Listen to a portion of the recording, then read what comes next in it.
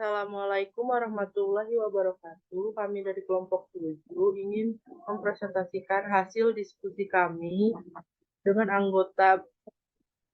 beranggotakan saya sendiri Ananda Eka Nurhasari, Asri Fridayanti, Diah Novitasari, Miftahul Jana, dan Khairunisa Putri Dimitrias.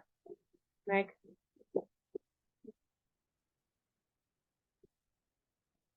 Interaksi obat merupakan interaksi antara suatu obat dengan bahan lainnya yang mencegah obat tersebut memberikan efek seperti yang diharapkan. Interaksi tersebut dapat berupa antara obat dengan obat atau obat dengan makanan. Obat-obatan dapat mengubah nafsu makan seperti rasa. Dapat juga mengubah penyerapan metabolisme nutrisi yang mengakibatkan status gizi buruk. Next. Tingkatan interaksi obat. Ada minor, moderat, dan mayor. Minor merupakan efek yang ditimbulkan ringan dan menyebabkan perubahan sapi. Moderat, efek yang ditimbulkan dapat menyebabkan perubahan dari kondisi klinis pasien dan dapat memerlukan perubahan sapi. Mayor, efek potensialnya membahayakan jiwa dan membutuhkan intervensi medis untuk meminimalisir atau mencegah efek yang tidak diinginkan. Next. Pasien yang beresiko mengalami interaksi makanan gizi, yaitu ada pasien penyakit kronis, lansia, janin, bayi, ibu hamil, pasien gizi buruk, dan alergi intoleransi. Next.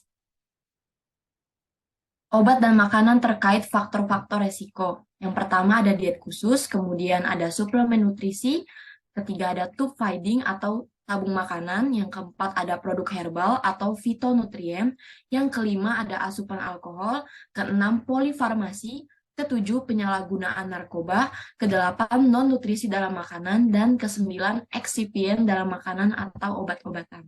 Next.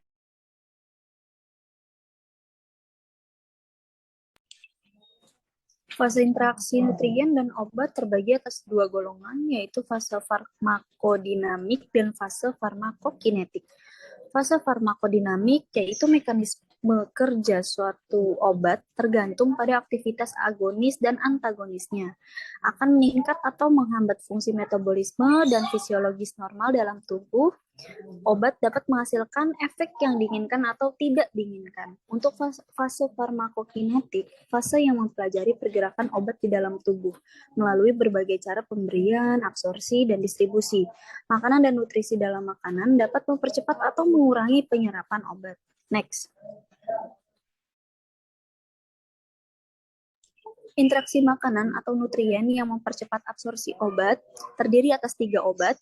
Yang pertama ada carbamazepin, mekanisme kerjanya untuk peningkatan produksi empedu, meningkatkan disolusi dan absorpsi, diserap dengan cara secara perlahan dapat mengurangi bioavailabilitasnya dan menciptakan konsentrasi plasma yang tinggi. Carbamazepin dapat diserap dengan baik dan memiliki bioavailabilitas 89% untuk suspensi. Keterangannya diminum bersama makanan. Yang kedua ada obat lithium citrate. Itu sebagai kerja pencahar mengurangi absorpsi. Keterangannya itu diminum setelah makan. Dan yang terakhir ada hidroklorotiazid.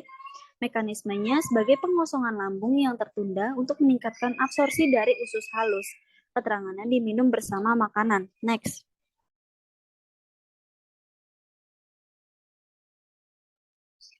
Interaksi makanan yang memperlambat absorpsi obat. Yang pertama, acetaminophen. Mekanismenya makanan kaya pektin bekerja sebagai absorben dan protektan. Keterangannya diminum saat perut kosong jika tidak kontraindikasi. Yang kedua, digoxin. Makanan kaya pektin dan serat dapat mengikat obat. Diminum pada waktu yang sama saat makan dan hindari diminum saat makan makanan kaya serat. Next.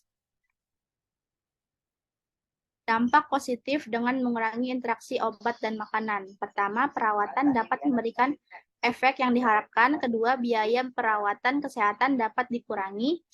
Ketiga, komplikasi penyakit dapat diminimalisir. Keempat, nutrisi yang optimal dapat dipertahankan. 5, hal yang merugikan. 6, lebih sedikit kalori atau suplemen nutrisi yang dibutuhkan. 7, membutuhkan lebih sedikit perawatan tambahan dosis. 8, meningkatkan kepatuhan minum obat.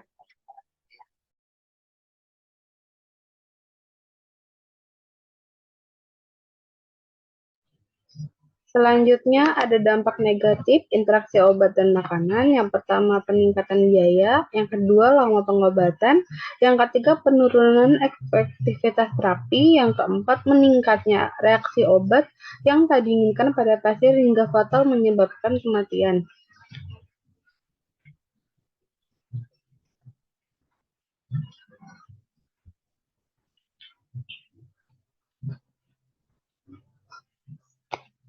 Selanjutnya ada kesimpulan, interaksi obat dengan makanan dapat meningkatkan atau menurunkan efek terapi obat.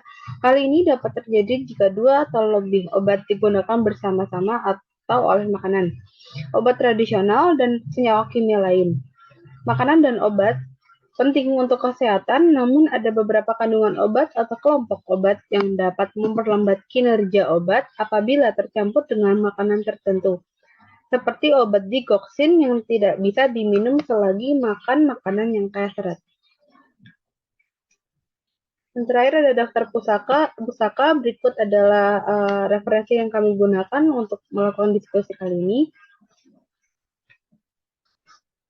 Sekian presentasi dari kelompok 7, kurang lebihnya mohon maaf. Wassalamualaikum warahmatullahi wabarakatuh.